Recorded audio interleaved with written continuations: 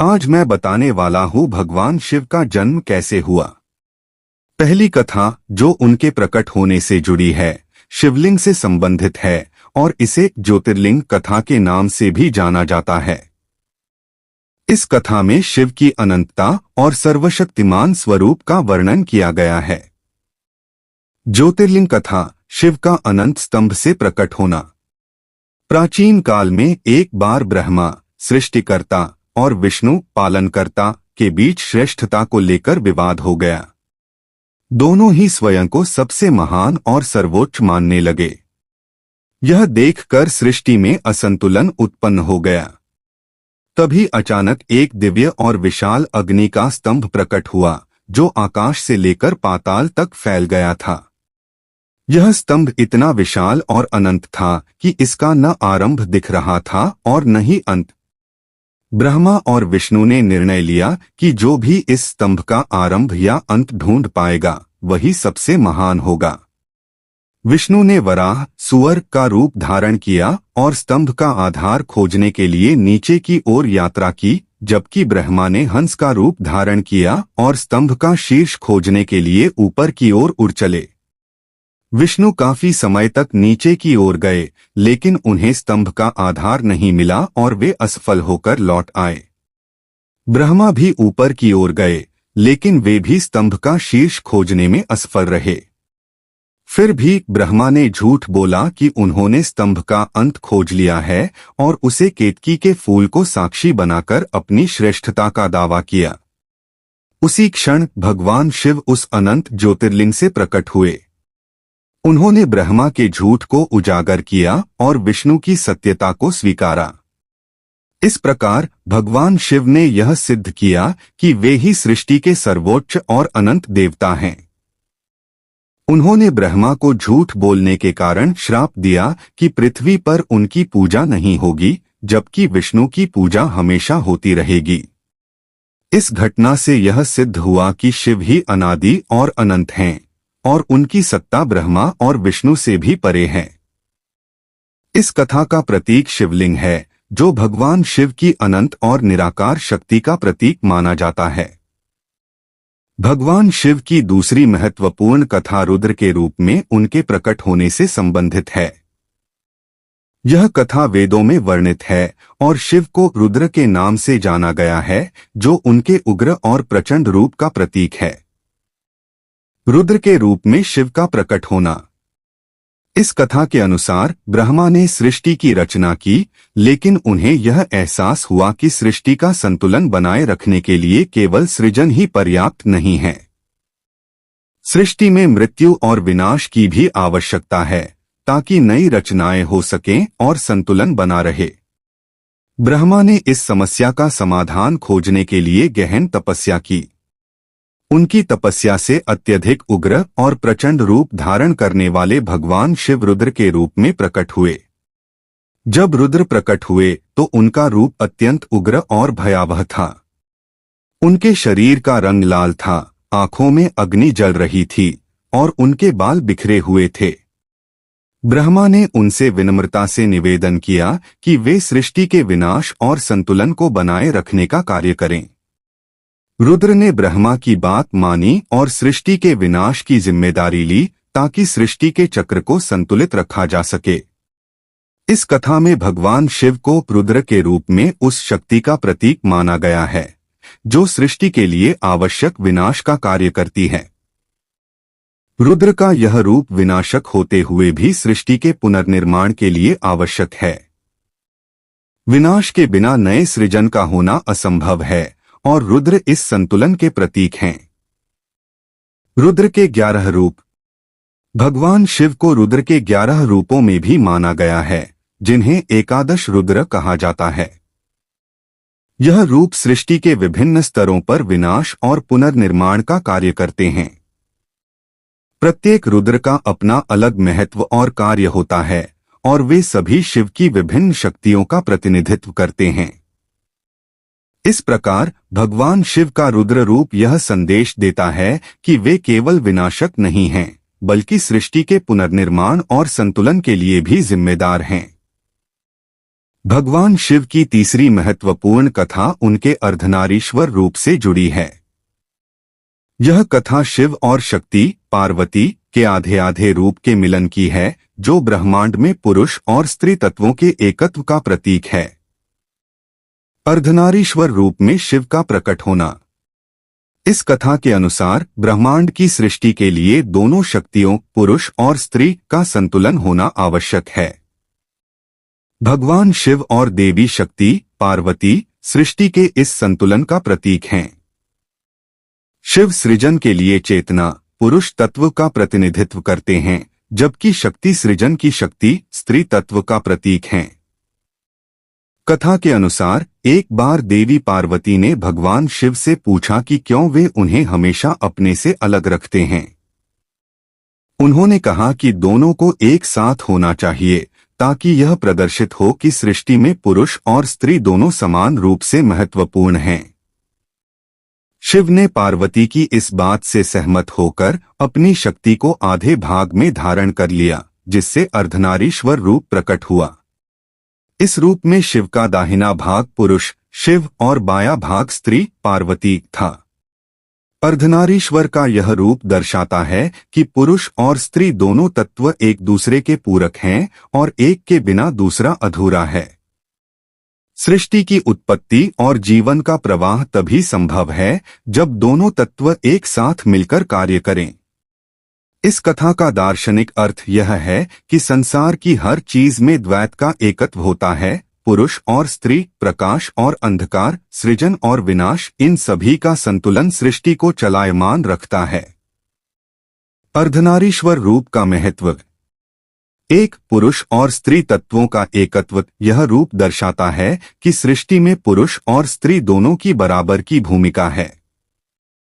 बिना शक्ति पार्वती के शिव निष्क्रिय हैं और बिना शिव के शक्ति का भी कोई अस्तित्व नहीं है। दो, सृष्टि में संतुलन। अर्धनारीश्वर का रूप इस बात का प्रतीक है कि सृष्टि में सभी तत्वों का संतुलन जरूरी है। यह रूप सृजन, पालन और संहार के संतुलन को भी दर्शाता है। 3, द्वैत का अंत। शिव और पार्वती के इस संयुक्त रूप में द्वैत समाप्त हो जाता है और एकता की स्थिति उत्पन्न होती है। यह ब्रह्मांडीय एकता और अद्वैत का प्रतीक है। निष्कर्ष। अर्धनारीश्वर रूप में भगवान शिव यह संदेश देते हैं कि सृष्टि में कोई भी तत्व अकेले संपूर्ण नहीं है। पुरुष और स्त्री दोनों एक दूसरे के पूरक हैं और एक साथ मिलकर ही सृष्टि को आगे बढ़ाते हैं। यह रूप सृजन, जीवन और संतुलन की सुंदरता को दर्शाता है। भगवान शिव की चौथी महत्वपूर्ण कथा सती और शिव से जुड़ी है, जिसे दक्ष यज्ञ की कथा के रूप में भी जाना जाता है। यह कथा भगवान शिव और उनकी पहली पत्नी सती के बलिदान और पुनर्जन्म की है, जो पार्वती के रूप में हुआ। सती और शिव की कथा। दक्ष यज्ञ। सती राजा दक्ष प्रजापति की पुत्री थीं और उनका विवाह भगवान शिव से हुआ था। दक्ष शिव को पसंद नहीं करते थे, क्योंकि शिव सादगीपूर्ण जीवन जीते थे और सामाजिक नियमों का पालन नहीं करते थे। शिव तपस्वी, ध्यानमग्न और भस्म से विभूषित रहने वाले देवता थे, जिनका व्यवहार और जीवन शैली सामान्य राजाओं और देवताओं से भिन्न थी। एक दिन राजा दक्ष ने एक भव्य यज्ञ का आयोजन किया और सभी देवताओं को आमंत्रित किया, लेकिन उन्होंने जानबूझकर भगवान शिव और सती को आमंत्रित नहीं किया। सती को जब यह पता चला तो वे अपने पति शिव से यज्ञ में जाने की अनुमति मांगने लगीं। शिव ने कहा कि उन्हें आमंत्रण के बिना वहां नहीं जाना चाहिए, लेकिन सती अपने पिता के घर जाने के लिए अडिग रहीं। अंततः शिव ने उन्हें अनुमति दे दी और वे अकेले ही यज्ञ में चली गईं। जब सती यज्ञ स्थल पर पहुंची तो उन्होंने देखा कि सभी देवता और ऋषि यज्ञ में भाग ले रहे हैं, लेकिन उनके पति शिव का कोई सम्मान नहीं किया जा रहा है। उनके पिता दक्ष ने सार्वजनिक रूप से शिव का अपमान किया और उन्हें कई कठोर शब्द कहे। सती अपने पति के इस अपमान को सहन नहीं कर सकीं और यज्ञ की अग्नि में कूदकर आत्मदाह कर लिया।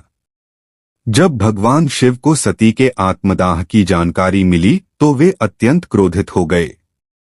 उन्होंने अपने गणों को भेजकर यज्ञ का विध्वंस कर दिया और दक्ष का सिर काट दिया।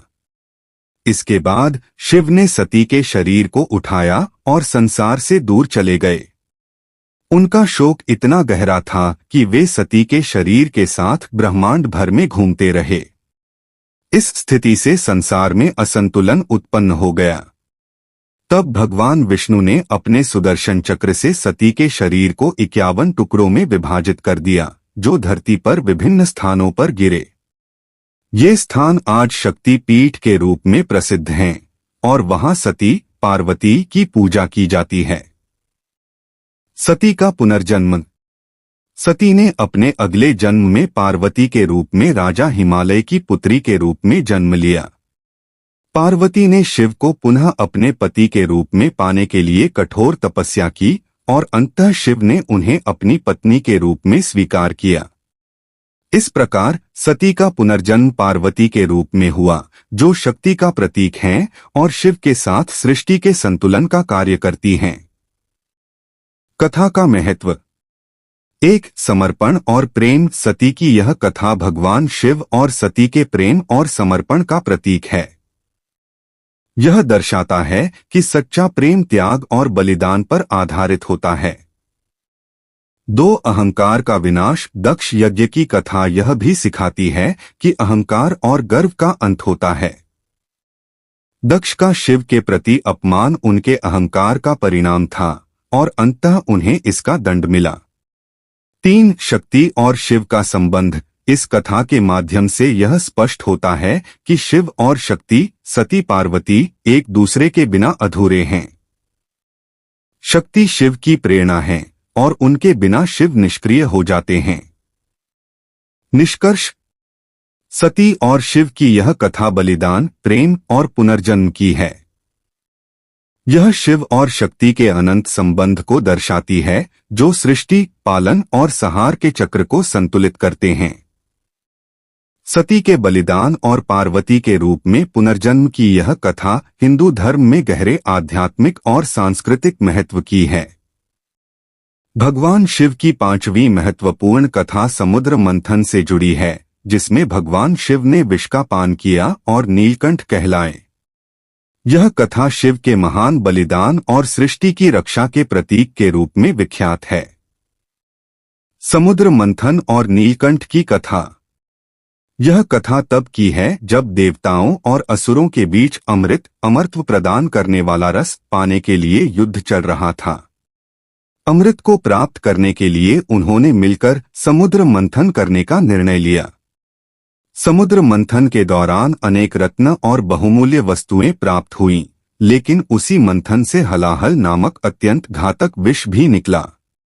यह विष इतना प्रबल था कि उसके प्रभाव से समस्त सृष्टि का विनाश हो सकता था। विष की तीव्रता से देवता और असुर दोनों भयभीत हो गए। इस विष के प्रभाव को रोकने के लिए सभी देवता भगवान शिव के पास पहुंचे और उनसे सृष्टि की रक्षा करने की प्रार्थना की। शिव ने करुणापूर्वक सभी की प्रार्थना स्वीकार की और उस भयानक विष को अपने हाथों में लेकर उसे पी लिया। हालांकि शिव ने उस विष को अपने गले से नीचे नहीं उतरने दिया और उसे वहीं रोक लिया, जिससे उनका गला नीला हो गया। इसी कारण से भगवान शिव को नीलकंठ कहा जाता है। विष की इतनी भयावहता के बावजूद शिव ने उसे धारण कर लिया ताकि संसार को किसी प्रकार का नुकसान न हो। विष के प्रभाव को कम करने के लिए देवी पार्वती ने शिव के गले पर हाथ रख दिया, जिससे वह विष उनके गले से नीचे नहीं उतर सका और वहीं स्थिर हो गया। कथा का महत्व। 1. त्याग और बलिदान। यह कथा भगवान शिव के असीम बलिदान और त्याग का प्रतीक है। शिव ने बिना किसी स्वार्थ के संपूर्ण सृष्टि की रक्षा के लिए विष का पान किया। यह दर्शाता है कि वे करुणा और त्याग की मूर्ति हैं। 2. सृष्टि की रक्षा। शिव का यह नीलकंठ रूप दर्शाता है कि वे सृष्टि की रक्षा के लिए किसी भी हद तक जा सकते हैं। वे स्वयं विष पीते हैं, लेकिन दूसरों को उससे सुरक्षित रखते हैं। 3. संतुलन और संयम। शिव ने विष को पीने के बाद उसे अपने गले में रोके रखा और उसे नीचे नहीं उतरने दिया। यह शिव के आत्मसंयम और शक्ति का प्रतीक है कि वे सबसे विषम परिस्थितियों में भी संतुलन बनाए रखते हैं। 4. दया और करुणा। इस कथा के माध्यम से यह संदेश मिलता है कि भगवान शिव सृष्टि के प्रति असीम करुणा रखते हैं। वे दूसरों के दुख और समस्याओं को खुद पर ले लेते हैं, लेकिन किसी और को हानि नहीं होने देते। नीलकंठ रूप का पूजन। भगवान शिव का नीलकंठ रूप विशेष रूप से उनकी करुणा और त्याग के प्रतीक के रूप में पूजा जाता है। कई शिव भक्त शिवलिंग पर जल, दूध और बेलपत्र अर्पित करके उनकी पूजा करते हैं और उनकी कृपा से सृष्टि में शांति और संतुलन की प्रार्थना करते हैं। निष्कर्ष। समुद्र मंथन की यह कथा भगवान शिव के अद्वितीय बलिदान, करुणा और त्याग का प्रतीक है।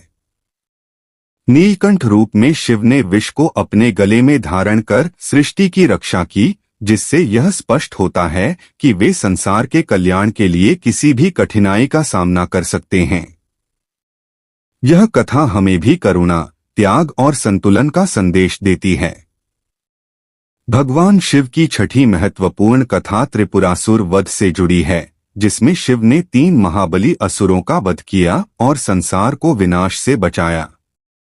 यह कथा शिव के महाकाल और त्रिपुरारी रूप का प्रतीक है।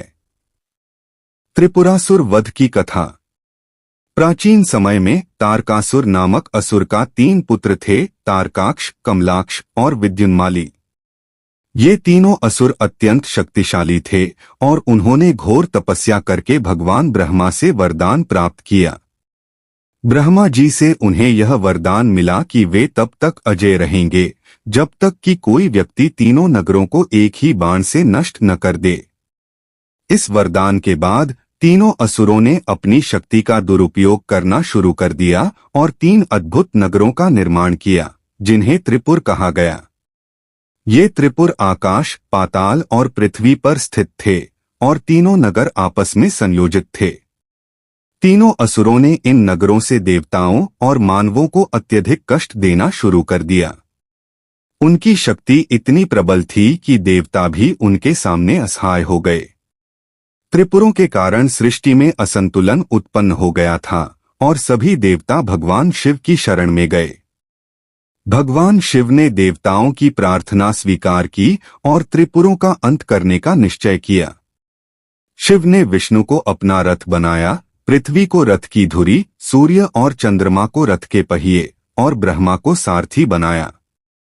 शिव ने अपने धनुष पर एक ही बाण चढ़ाया और जब तीनों त्रिपुर एक पंक्ति में आए, तब भगवान शिव ने उस बाण से तीनों नगरों का एक साथ विनाश कर दिया।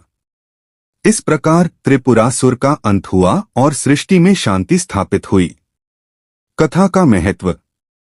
1. शिव का त्रिपुरारी रूप। त्रिपुरासुर वध के बाद भगवान शिव को त्रिपुरारी कहा गया, जो 3 नगरों के विनाशकर्ता के रूप में प्रसिद्ध हैं। उनका यह रूप यह दर्शाता है कि जब सृष्टि में असंतुलन होता है तो शिव विनाशक के रूप में प्रकट होते हैं।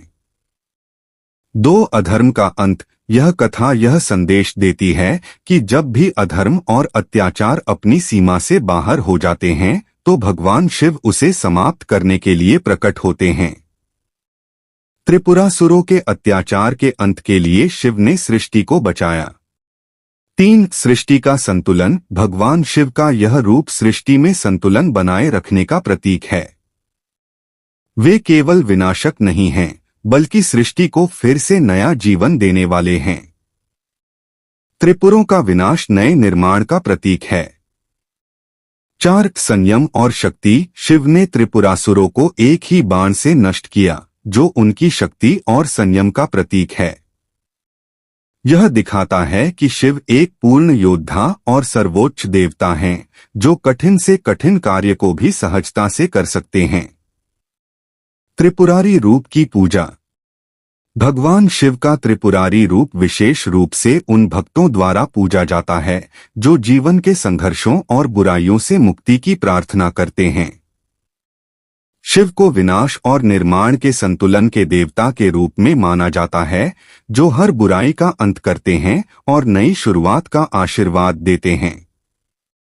निष्कर्ष: त्रिपुरासुर वध की कथा भगवान शिव के अद्भुत शक्ति, न्याय और संतुलन का प्रतीक है। इस कथा में शिव ने सृष्टि की रक्षा के लिए त्रिपुरासुरों का वध किया और अपने त्रिपुरारी रूप में प्रकट हुए। यह कथा हमें यह सिखाती है कि जब बुराई और अधर्म बढ़ते हैं तो शिव अपने विनाशकारी रूप में प्रकट होते हैं, लेकिन उनका हर विनाश सृजन और शांति का मार्ग प्रशस्त करता है।